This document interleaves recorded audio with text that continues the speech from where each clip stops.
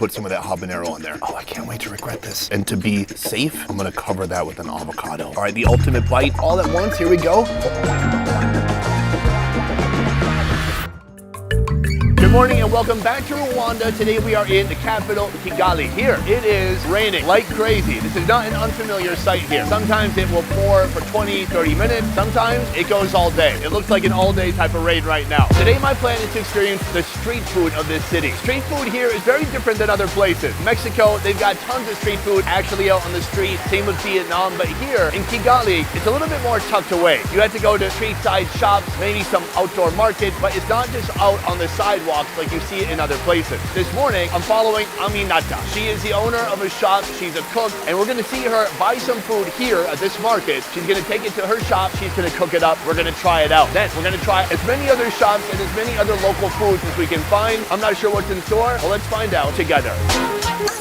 Let's go.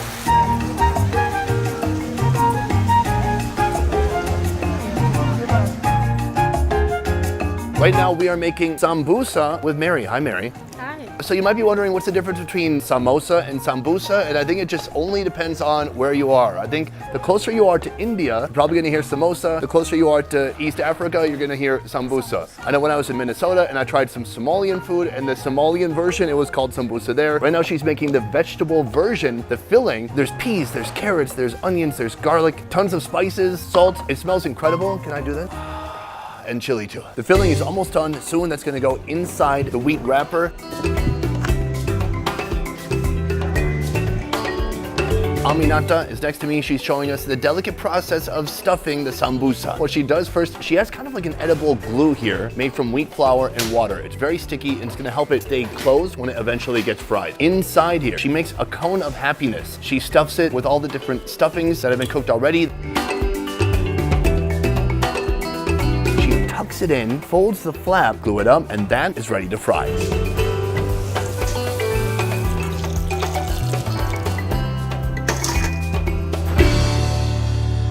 Right here, I have my sambusa. Freshly prepared, freshly fried. Usually, if you were getting these on the street, there's a good chance somebody might be making them at home and then bringing them out. Even yesterday, I saw somebody by Lake Kivu. He had prepared a bunch of these and they just kind of hang out all day. So it's rare that you get to eat them hot. It looks incredible. It's petite, it's small. I could probably eat 7 of these. Let's go for it.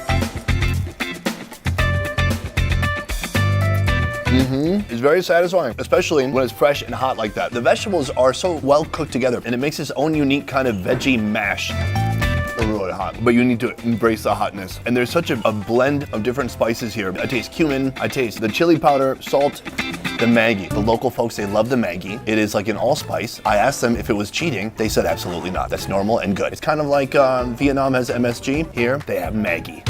When you get to the corners, you can really taste so much more of the bread. You can see it's flaky, crispy, and still steaming hot. Usually the price for this, it's about 20 cents. Pretty good deal. For $1, you can really fill up on a bunch of sambusa. So this is kind of my breakfast for today, but we have a lot more street food to find. Let's do it.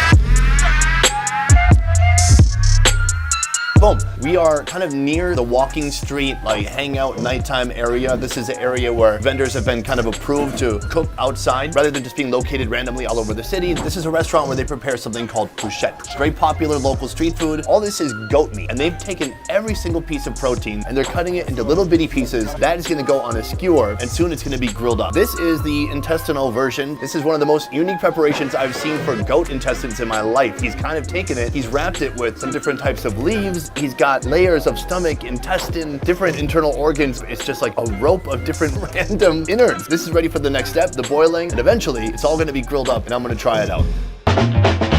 Right now we are in the grilling station. The bruschetta has been brought here and I was wondering why the heck are they grilling inside until I realized we're not technically inside. Take a look up. That's a rooftop. That's the wall of another building. That's the wall of another building. And then they just kind of built a floor here anyways, just cuts. So we're technically outside and we're grilling outside. Here, you can see the grill going. What they do is they take the goat, they marinate it with a little bit of ginger, some soy sauce, and then they intersperse the meat with some onion. They put it on the grill. It takes about 25-30 minutes and then that is ready to eat.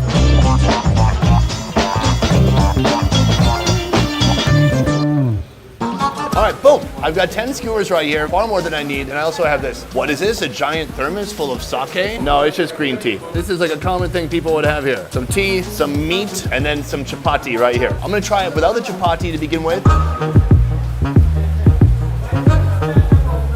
well done on the end part.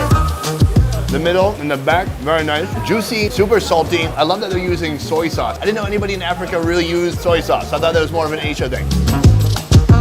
It's goat, so it tastes a bit goaty. I gotta say, the room we went back there, usually in a dark back room like that, you'd expect to see people counting money or weighing drugs, but these guys were just chopping a goat into tiny little pieces. The type of behavior I've not usually seen before. I'm gonna put this into the chapatis. Not enough though. More, a double stack, back-to-back meat. Try it out. I don't know anybody in their right mind who doesn't like chapati. It's very delicious. I love it. Wash it down with some green tea. So we're well into the day. The problem is I really want to eat those intestines because they look gnarly, but they take a long time to prepare. You probably need to boil for another hour, cool down. Eventually they're going to put them on sticks like this. So I'm going to try to come back later in the day and then try out that incredible braid of random internal organs. Until then, we got to find some more food. Welcome to Kigali Market. This is very different from the other markets I've been to so far today. This place is packed with action. It's like a giant open air warehouse. On the outside, there's nice sunlight, there's fruit, vegetables, produce, people very eagerly selling whatever they can. They have some fruits here I've never seen before. It's called a tree tomato. Let's find it.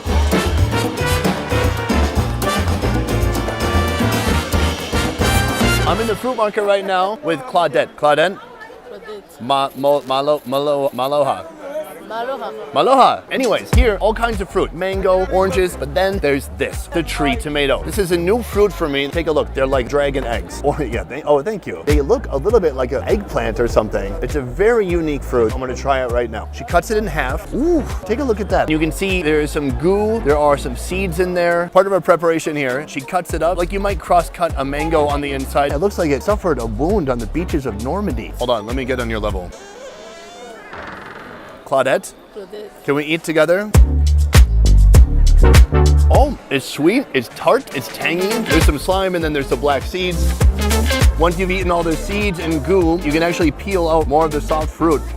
So guys, I don't have any better description word. Sometimes it's melony, sometimes it's super tart and like dries your mouth out, sometimes it's really juicy. It is like 10 different fruit experiences inside of one fruit. It's also a little tomatoey. Oh, it's like a tomato had intercourse, consensual intercourse, it's important, with like a cantaloupe.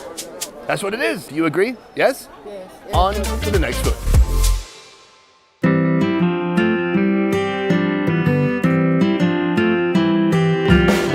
We've come to Lillian's house for our next food. I'm very excited. This is called akabens. We have the pork here. It's been boiled already. She's put a ton of spices on there, turmeric, paprika, beef flavoring, chicken flavoring. We're combining different animals' essences and putting it into the pork, and she's gonna put it in the oil right now.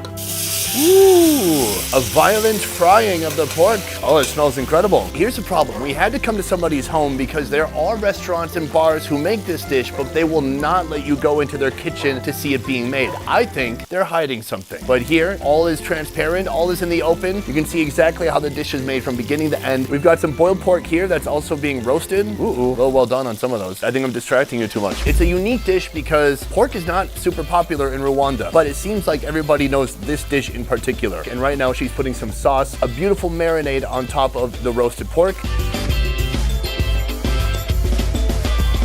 The meal is almost ready. We have a lot of separate, different types of ingredients. They're all gonna go together on this platter. This is like a local salad called kachumbari. You can see there's delicious green bell peppers, tomatoes, onions, carrots, a little bit of cucumber, which is unfortunate, lime, salt, and then maybe something else in there. But it looks quite fresh and delicious. And then some chili sauce here. I almost got deceased. It's little, but it's potent, like me.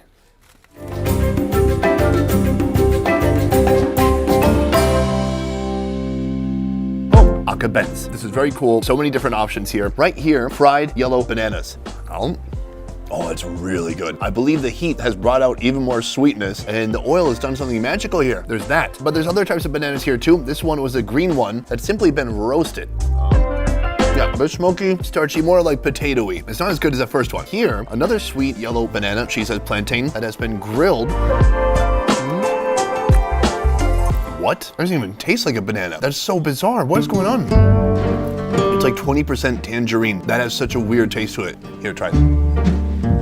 Does that taste like a banana? She or he said no. It's my wife. So that is the fruit section. I'm dying to try this meat. I've been in Africa now about 2 months. Most of the dishes are beef, there's tons of goat, there's mutton, but fried pork like this, it reminds me of something I'd find in Asia. I miss Asia. I haven't been there for 7 months. I think I'm gonna enjoy it. Here we go.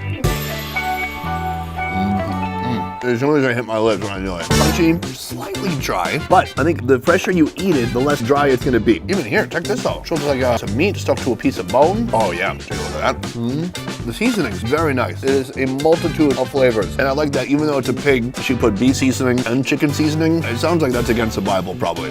But she's doing it, blasphemous as it might be. That is excellent. Right here, this is boiled and then roasted. There's a nice piece, nice amount of fat in there. It looks juicy. More roasted and crisp on the outside. A little different flavor. Overall, I do slightly prefer the fried one. Pork cooked 3 ways, super seasoned. It is a joy to have some pork right now here in Africa. But that is still a bit heavy, a bit oily. And I think the way to cut that is with this local salad. This is kumbariachi. I never said it right once. Try it out. Fresh tomato, green onion, habanero. It definitely has some kick. A little bit of cucumber, but as soon as you're like, ew, cucumber, then the habanero punches you in the face and you forget about that. I'm gonna cool myself down with some avocado. This whole platter right here, $12. That's pretty good. This could feed a small family. What I want to do next, I want to take another piece here. I'm going to put some of that habanero on there. Oh, I can't wait to regret this. And to be safe, I'm going to cover that with an avocado. All right, the ultimate bite all at once. Here we go.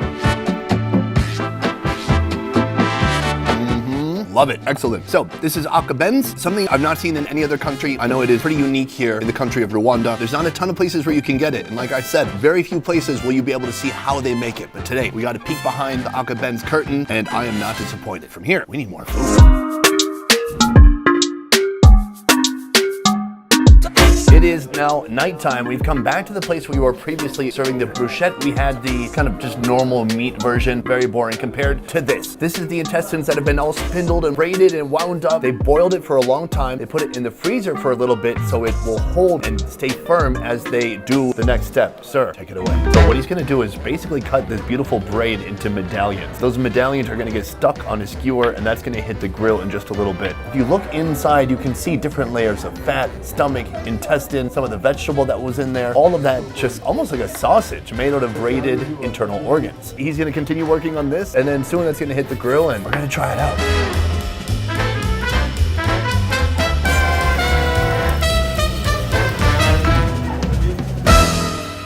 This is the only street food area. It seems that in Rwanda, it's kind of part of the culture that you eat inside. Every time you've seen us eat or cook outside, it's been usually upon my special request because of lighting issues. So this is kind of a new thing. They've got this walking street, no cars allowed. People come here, they hang out, they get some street food, and they actually eat outside. They have a menu, but it's a very limited menu, but a fun place for people to come and hang out. Which leads me to my next topic. It's not like I'm against intestine. The only thing that throws me off was the smell of the room that we were in as they were preparing this. To be fair, instead of a cutting board, they were using like a desk like your school teacher had. You'd be working and they'd be grading papers in the corner. Imagine instead of grading papers, they're cutting up a whole goat. That's what they're doing on that desk every day, multiple times a day. Cheers. Good little chapati. Right? What a relief. I didn't know what to expect. I thought it might be super gamey. I thought it could be a bit funky, but I think that fire has cleansed this animal of any badness that might have been there. It's got a little bit of goaty funk, but overall it's good. It's fatty, it's juicy, it's smoky from the charcoal. I kind of like it. I can see why you might want this. You know, it's a different kind of texture and a different experience than just eating the protein itself. Get some chapati. There we go. I'm feeling naughty with my chapati. Cheers. I gotta say, I'm impressed. Truly in my heart, I was like, this is gonna be a disaster. And it's pretty dang good. This is the end of our Rwanda series. What did I learn? Rwanda is a fascinating country. Very safe, very clean, many, many hills, and a huge diversity in approaches to cooking. Street food. Not every culture, not every country is a street food country. I love street food, but here you have to be a little bit more crafty. You have to be like a detective to go around and find the street food type food. When I came to Rwanda, maybe I knew what people had heard about Rwanda in headlines or in the news, but coming here, it is a very unique, beautiful, and interesting place. I think 3 days was not enough. In the future, I would love to come back and learn more. But until then, cheers. That is it for this one. Thank you so much for watching. Sorry I got my mouth full of different types of intestines and organs. I will see you next time. Peace.